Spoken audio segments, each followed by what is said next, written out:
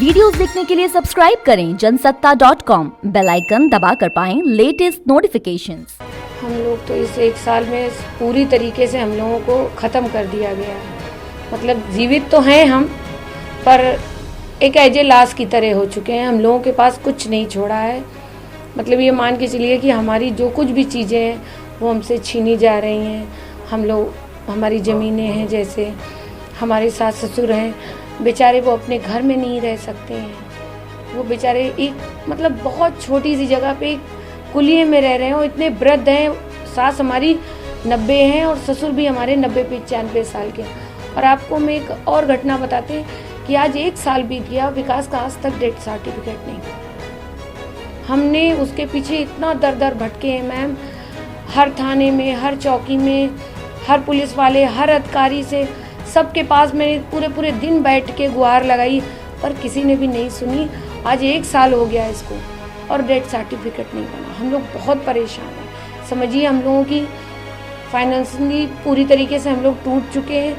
मतलब ये मान के चलिए, ये रियलिटी कि मैं अपने जेवर बेच के अपने बच्चों और अपनी फैमिली का खर्चा चला रही हूँ। हमारा बड़ा बेटा हम जो 3 साल का मेडिकल कर चुका है, अब हम आगे इसको नहीं पढ़ा पा रहे हैं क्योंकि हमारे पास पैसा नहीं है। यदि कास्ट डेथ सर्टिफिकेट बन जाए तो विकास का कुछ भी जो थोड़ा बहुत भी बीमा है वो हमको मिले, जिससे हम अपने बच्चे की पढ़ाई कंटिन्यू करा सकते हैं। मेरे लिए बहुत मतलब ये एक साल इतना ज़्यादा हम लोगों के लिए ख़राब गया है।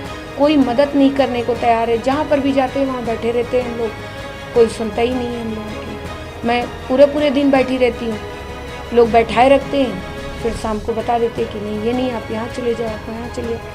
बस मेरा टाइम बस ऐसे ही बीत रहा है भाग। आप समझ सकते हो, आप भी एक लेडीज़ हो, सिंगल पेरेंट्स होना दुनिया में सबसे कठिन काम है। उस जॉब को भी मैं बहुत अच्छे तरीके से अपॉर्चुनिटी ले रही हूँ कि मैं करूँगी, करने का है, क्योंकि मुझे अपने बच्चे पढ़ाने हैं। मतलब बच्चे पढ़ाने के लिए मुझे इतना स्ट्रगल करना पड़ रहा है कि मैं अपने बच्चों की फीस नहीं जुटा पा रही हूँ। आज के टाइम कोई मदद नहीं करने को तैयार है। कहीं भी चले जाते हैं, ये आप समझिए डेथ सर्टिफिकेट के लिए मैं पोस्टमार्टम हाउस गई, वहां पर जो भी देखता है, अरे ये तो बहुत हाइट पे केस है, अरे बहुत हाइट पे केस है। विकास दुबे के बाप का नाम राकेश दुबे लिख दिया गया, राम कुमार दुबे की जगह राकेश दुबे कर दिया गया। बताइए कैसे बनेगा? मैं कहाँ जाऊँ, कैसे जाऊँ? दर भटक चुकी हूँ इस चीज़ के लिए।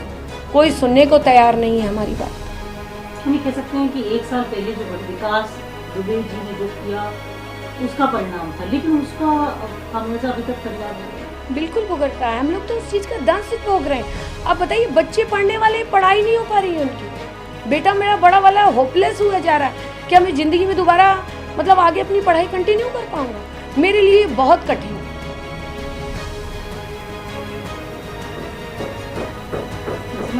किस तरीके से आप आज यहाँ पर चल रहे हैं? क्या कोई, क्योंकि बहुत सारी चीज़ें हैं, ये आ रहा था कि उन्होंने बहुत सारा पैसा कमाया, विकास जी के नाम पे 500 करोड़ की कहीं संपत्ति है, 1000 करोड़ की कहीं है, उनका बड़ा बेनामी पैसा लगा है, बहुत संपत्तियाँ हैं उनकी। आपको, परिवार को, आपको मेरे देख के और मेरा घर देख के ऐसा लग रहा है कि मैं 550 करोड़ की मालकिन हूँ। ऐसा आपको कुछ फील हुआ इस घर में आके? ऐसा कुछ नहीं, ये सब फेक न्यूज़ थी मैम। 550 करोड़ होता तो मुझे आज आप लोग के सामने बैठ के अपने उत्तर प्रदेश की सरकार से गुहार लगानी पड़ती कि हमारी तरफ भी तो देखिए सर। आपको इस केस में भी दोषी पाया पुलिस ने? मैं दोषी, मेरा इस केस से कोई लेना देना नहीं था। वो कानपुर में रहते थे, मैं लखनऊ में रहती थी। सब कुछ क्लियर हो चुका था, पर दोषी तो नहीं मुझे पाया गया, पर उस दोष का दंड मैं भोग रही हूँ 1 साल से। वो दंड हम, हमारे बच्चे झेल रहे हैं कि हम लोग को हर तरीके से तोड़ दिया गया है। मतलब एक कमरे में हम लोग बंद हैं, हम लोग अपनी किसी को कह नहीं सकते हैं, किसी को बता नहीं सकते, हम लोग की कोई विधा सुनने वाला ही नहीं है। मैंने मुख्यमंत्री जी के पीआरओ से बात करी है, एक बार नहीं, मैंने कई बार कॉल कराई। एक बार तो बंदे ने उठाया, फिर उसके बाद उसने कभी मेरी कॉल नहीं उठाया। ऐसा कोई व्यक्ति नहीं है जिसको मैंने कॉल ना किया हो। छोटे से लेके बड़े तक से मैंने बात करी। आज मैं हार के ये सब आप लोग के समक्ष रख रही हूँ, क्योंकि मैं हार चुकी हूँ, क्योंकि मुझे कोई मिल ही नहीं रहा है ऐसा जो अब डेथ सर्टिफिकेट के लिए। आप बताइए मैडम, जब विकास खत्म हुए ये डेथ सर्टिफिकेट की प्रतिक्रिया तो दाह संस्कार गृह से होती है। मुझसे दस्तखत कराए गए पर मुझको कागज नहीं दिए गए, पता नहीं किसको कागज दे दिए गए। फिर जब मैं 1 महीने बाद उनकी अस्थियां लेने पहुंची तब इन लोगों ने मुझे गलत नाम का, विकास के फादर का नाम चेंज करके दूसरा दे दिया। उसको मैं 1 साल से बराबर दौड़ रही हूँ और उसका कुछ नहीं हुआ। आपको लग रहा है कि क्या ये सब आपको जानबूझ करके परेशान किया जा रहा है, आपको लग रहा है, या ये अननोइंगली हो रहा है आपके हिसाब से? क्योंकि परेशान तो आप परिवार और आप हो रहे हैं। नहीं मैडम, मैं इस चीज़ के लिए डिनाई भी नहीं करूँगी कि मुझे जानबूझ के कर रहे हैं या मेरे को गलती से हो रहा है, क्या हो रहा है इस विषय में नहीं, मगर मैं परेशान हूँ। मुझे परेशान किया भी जा रहा है कि नहीं किया जा रहा है, बड़े आला अधिकारियों तक जा रही है खबर की नहीं जा रही है। अब ये तो मैं नहीं एकदम पूछती, मगर मैं हर जगह जाती हूँ। ऐसा कोई भी अधिकारी बता दे कि जिसको मैंने कॉल ना किया हो, जिससे मैंने अपनी प्रॉब्लम समक्ष ना रखी हो। हमारे सास ससुर इतने परेशान हैं, घर में कि समझिए वो छोटी सी जगह पे रह रहे हैं, उनको उनका घर नहीं खोला जा रहा। उन लोगों की ये इच्छा है कि मेरी आखिरी सांस, अब आखिरी टाइम है उनका, कब वो खत्म हो जाए। आप क्या चाहते हैं? मैं सरकार, अपने माननीय मुख्यमंत्री जी से ये गुहार लगाना चाहती हूँ कि आप उत्तर प्रदेश के मुख्यमंत्री हैं, आप सबके मुख्यमंत्री, मेरा मुख्यमंत्री कौन है जो मेरी तकलीफों को सुन सके, जो मेरी बात को समझे और मेरी तकलीफों को खत्म करे। बच्चे पढ़ना चाहते हैं, एक मेरी समस्या को आप समझिए। एक औरत होके एक सिंगल पेरेंट्स बहुत कठिन होता है, सबके लिए सबको ही है, मेरे लिए कौन है? मेरा मुख्यमंत्री कौन है मैडम? मैं तो 1 साल से यही परेशान हूँ। मैंने सबसे बात करी, सबसे गुहार लगाई, सबको, मतलब कोई भी ऐसा व्यक्ति नहीं जिसको मैंने कॉल ना करी हो कि मिलने के लिए मैंने कहा ना हो, पर किसी ने भी मेरी सुनी। तो आपको लग रहा है कि विकास होगा उसका, तो वो एक बाद में नहीं, आप विकास की सजा दे दी आपने, पर फैमिली को भी तो तुरंत गोली मार देनी चाहिए थी। फैमिली को किसके भरोसे छोड़ दिया आपने? फैमिली तो बदमाश नहीं थी, फैमिली कोई अपराधी नहीं थी, कोई मेरा अपराधी रिकॉर्ड नहीं है। आप यदि था तो आपने मेरा और मेरे बच्चों का इनकाउंटर क्यों नहीं किया? मुझको क्यों छोड़ दिया? ये तकलीफ सहने के लिए छोड़ दिया। हम लोग तिल तिल करके मर रहे हैं।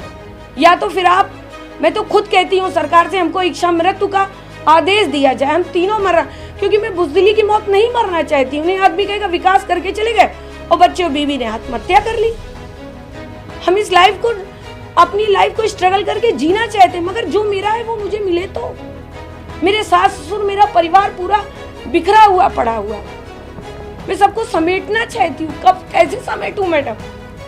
पैसा नहीं है हम लोगों के पास, हम अपने जेवर बेच के खर्चा चला रहे हैं 1 साल से। मैं अपने बच्चों को नहीं पढ़ा पा रही हूँ। स्कूल वालों से बात करके छोटे बच्चे की फीस नहीं जमा करी मैंने अभी तक। परेशान है हम लोग, किसके आगे रोएं? मुख्यमंत्री, सबके मुख्यमंत्री होते हैं, पर क्या मेरे लिए नहीं है कोई? मेरे लिए कोई है ही नहीं। किसके आगे मैं अपनी गुहार लगाऊं? कोई सुनने वाला ही नहीं। क्या अपने से मान लिया कि अपराधी की फैमिली अपराधी होती है? इसका मतलब हम लोग अपराधी थे तो क्यों छोड़े गए? हम लोग को मार देना चाहिए था, हम लोग को जिंदा नहीं रखना चाहिए था। क्योंकि 10 पुलिस वाले मरे थे, बार बार ये कहा जाता है कि भाई थी, तो ऑब्वियसली जो मारे गए लोग हैं। मुझे उनसे भी बहुत सिंपैथी है मैम, ये मान के चलिए। मैंने उनके लिए कभी कुछ नहीं कहा, ना ही जिंदगी में करूँगी। मैं ये चाहती हूँ मैं जिंदगी भर सब उनकी नतमस्तक हूँ। चलिए, विकास से जो गलती हुई मैंने उसके लिए कभी स्टैंड नहीं लिया, आपने देखा मैंने कभी नहीं लिया।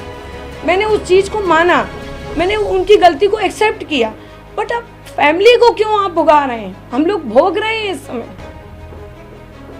एक औरत के लिए उसका बच्चा जो मेडिकल क्लियर कर चुका हो, 3 साल से वो पढ़ नहीं पा रहा हो, उसके लिए बहुत बड़ा कष्ट है।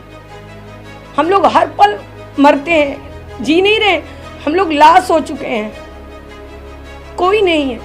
आज मैं आप लोग के समक्ष आई हूँ, ब्राह्मण समाज ने मुझे बहुत मदद करी, मुझे खड़ा किया उन्होंने, नहीं तो मैं कब खत्म हो जाती। हर पल पे उन लोगों ने मेरा ध्यान दिया। मैं ब्रह्म समाज की हमेशा शुक्रगुजार रहूंगी, जब तक जीऊंगी तब तक उन्हीं के लिए। हाँ नहीं, जरूर, हाँ, हम भी आम नागरिक हैं, इसी समाज की जनता हैं, हम कहाँ जाएं हम? बहुत बहुत मुश्किल है। मैं गेट के बाहर नहीं जा सकती, आदमी ऐसे देखता है जैसे चिड़ियाघर से कोई जानवर छूटा हुआ। आप ये समझिए हम लोग कैसे स्ट्रगल कर रहे हैं। या तो सरकार बताए तो हम लोग घर के अंदर अपने आप को ख़त्म कर रहे हैं, रियलिटी है। अब नहीं झेल पा रहे हैं मैडम, इंसान हर दुख झेल सकता है। आज मेरे बच्चे नहीं पढ़ पा रहे, मेरे लिए बहुत बड़ी कष्ट की बात है। जो मैंने ज़िंदगी से सपना देखा वो मैं पूरा नहीं कर पा रही।